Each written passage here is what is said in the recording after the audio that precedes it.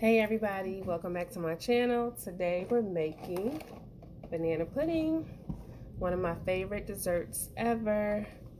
So we're not using this. I know some of y'all make y'all's with the Jello instant.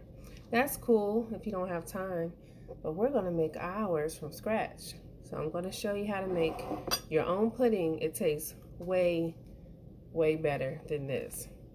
Anytime you make it, you already know it's gonna be better. So what we're doing is separating the yolk. We only want the yolk, we don't want the white. So we're just gonna get the yolk out, put it in a bowl. And you're gonna need 6 yolks.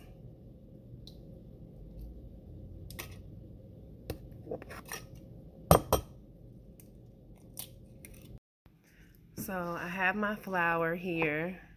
We are using 6 tablespoons. This is the flour I like to use, King Arthur, unbleached, all-purpose flour. I know everybody has their preference. Some people like the Pillsbury and the White Lily. That's cool. Just use what you have. But this is my favorite. And you have to use Nilla. You cannot use anything else. It's not going to taste the same. And if you have this, throw it away. Just don't. Your bananas are ready. When you tug at it and it just pops off like this, that's when you know they're ready.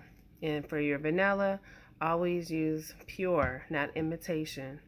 And you have your sugar here. I got my egg yolks that I just separated. And I'll have all the measurements in the description box. You're going to need 1 stick of butter. All right, so you're going to put your stove on medium heat. You're going to add your flour, add your sugar, give it a little whisk. And what we're going to do, right, we're going to slowly add our milk. And I have 4 cups. That's 2. And that's 2 more. So we're going to slowly add all of the milk. If you have a double boiler, you can definitely use that. I don't have one, so I'm just gonna cook mine, you know, in a regular pot. And once we start stirring it up, we're just gonna whisk it until it starts to get thick. That will probably take about 5 minutes. So you'll kind of know, you know, basically your wrist is gonna start hurting. You'll know when it's time. And I'll show you the next step.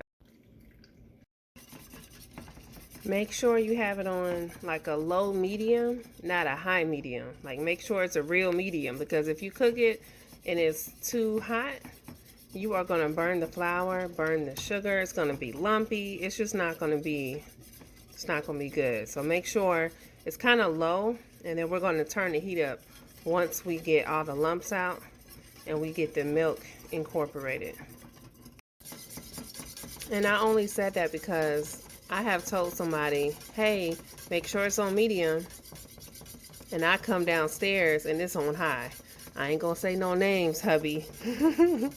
But sometimes he'll do stuff like that. Or I'll say put it on high and he'll have it on low. So that's why I said make sure it's like a real medium. No shade, baby. I love you, but sometimes he don't know what medium is. But I know y'all do. Medium would be like, I have an electric stove and I can't wait to get gas. I'm so over electric, but I'm not complaining. I'm grateful to have a stove. But anyway, so you got low, you got 2, 3, 4, 5, 6, and then it goes to high. So you should have yours on like a 3, 3.5. That's what it should be on. So I'm still at it. It's been about 4 or 5 minutes. You basically have to stir it constantly until it gets thickened.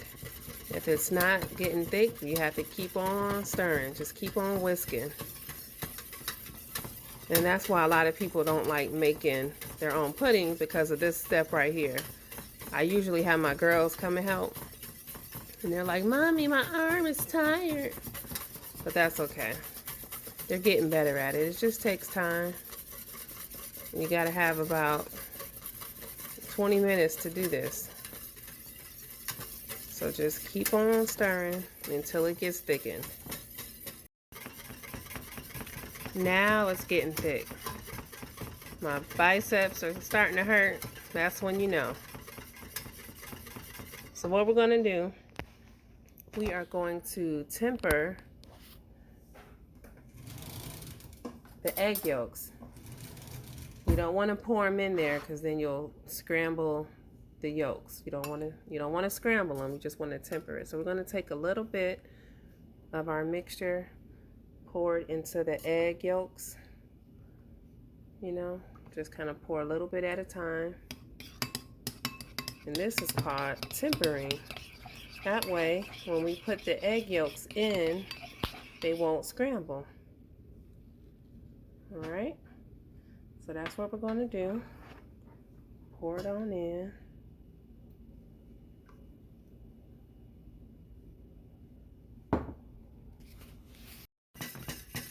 So we're going to stir this up for about 3 minutes until it gets even thicker. And then we're going to add our butter, add our vanilla, and you basically just let it cool in the fridge for about 4 hours. And you have homemade pudding. Okay, so confession. It should have been done a few minutes ago, but it's just not thick enough. You almost kind of want it to be like a custard. And I can just feel this consistency. And I could tell you that it's not even close. So yeah, cooking pudding is no joke. When it gets to this point, and your arm is tired, and your forearm and your biceps, triceps, everything tired, that's when you know you got to turn the heat up and keep on whisking. It's almost ready, but not quite. I need it to be a little thicker. Now it's thickening up. Finally. When it coats the spoon, when it starts to coat the spoon, that's when you know. About 1 more minute. Oh Lord. Now you see why I don't make banana pudding like that. This is like some special occasion type stuff here. Because it just take forever. But it really is worth it. It really is. Once you taste it, you'll see. So I'm done. I'm going to add this butter. I know y'all said it's a hot girl summer, but it's going to be a fat girl summer for me. I'm just playing. But you do need a stick of butter. It's just, for the amount of pudding, you got to have about a stick. But if you're on a diet, you can just use half. We're going to remove it. This is going to give it the color that we need between the butter and the vanilla. Stir that up, and we're going to cool it off in the fridge for about 4 hours, maybe 6. And then we're going to assemble the banana pudding. Creamy, no lumps. This is going to be so good. So I let mine cool in a glass container. I know everybody has their own little method, but I like to let it cool in the glass for some reason. It just sets better. And I'm just going to cover this up with some plastic wrap and put it in the fridge for, like I said, 4 to 6 hours. Alright, so it's time to assemble the banana pudding. This is the dish I'm using. It's like a little trifle dish I just bought. And we're going to, I cut up 4 bananas. I like a lot of bananas in my banana pudding. Some people don't, but you know, it's banana pudding, not cookie pudding. Look at my pudding. Oh, yes. So we're going to start off with the pudding. Then we're going to do the bananas. Then we're going to do the Nilla wafers. And we're just going to layer everything. So I got my first layer done. Pudding, bananas, cookies. Now I'm just going to repeat the steps. All done. Look at that. I can't wait to dig in. You just top it off with some Cool Whip and a little bit of crushed Nilla wafers on top. I never use the whole box of Nilla wafers. I always have a little bit left. Like I said, it's banana pudding. It's not cookie pudding. So I like a lot of cookies, but I don't want so many that I don't taste the pudding. So yeah, make it and let me know what you think.